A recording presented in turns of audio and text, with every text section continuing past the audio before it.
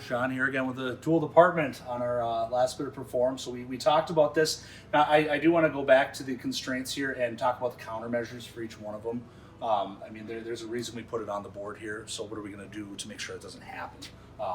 First one here is going to be putting me as a responsible person and just verifying before the request is made that I'm looking at what the request in the field is, matching up with what I'm requesting is the right same tool.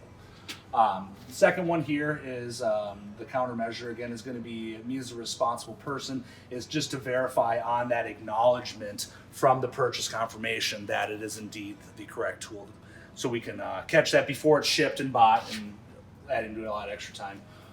The third one here, the countermeasure, we've actually taken this out completely with the new state of having the computer there. So perfect. So again, we can almost strike that off. Fourth one then, the info entered, the countermeasure on that is now I'm the one in the back putting in these tools. So as I have it right in my hand, I'm able to verify information is matching physically what's right on that tool, so there's not any error. We start getting to the external portion. This is kind of when it starts relying on the vendors and who's shipping, you do want to include these kind of people on the P4 so you can kind of have them offer up accountability. But as far as a manufacturer back order goes, a countermeasure, before you buy that, you can verify that they actually have the tool in stock. It's not on a back order. And if it is back ordered, maybe you need to go to a different vendor if that's an option.